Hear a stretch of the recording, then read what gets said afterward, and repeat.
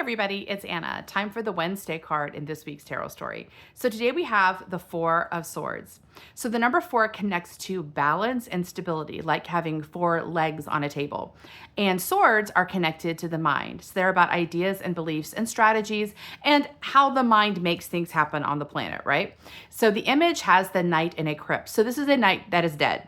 And a lot of times people have a negative reaction to death, but in the tarot, especially in the swords trajectory, death is positive. Death is an invitation to transition, to releasing old things, to come alive to new things. And that is the case here. In this image, we've got this knight. It depicts the mind in solidarity, not in conflict, relaxing, resting, having found its strategy for how it's going to move forward in the spiritual journey. And that strategy is following the guidance of the intuition. That's the lesson the mind has learned at the 4 point, right? If you look back at the three of swords, which happens just before the 4, obviously, the Rider-Waite depicts a heart with 3 swords in it. And that's a moment of kind of sadness and resistance where the mind goes, wait a minute, I had a plan and my plan was thwarted. And there's a lot of resistance, and that creates that pain, that experience of heartbreak that really it's in the mind because the mind had a plan that got messed up. And so the lesson of the 3 of swords is for the mind to learn to let go of its plans, to recognize that it's not the one guiding the ship.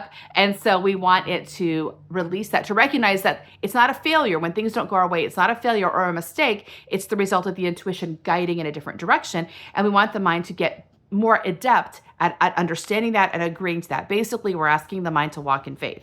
So after the 3 point, we get to the 4 point where the mind kind of lets go of the idea that it's going to be in charge. And now it's going to walk in faith and trust. And I feel like this card shows up right after yesterday's card, which was the 8 of Wands, which is really cool because the 8 of Wands is about this power and the flow of passion is sort of flying through the air. And I mentioned yesterday that the 8 is this 8 of Wands is a very high momentum card, which can make the mind quite nervous because when you're moving at that kind of rate, you can't pivot easily. You can't plan ahead. You can't plan for a disaster. You are now in flight.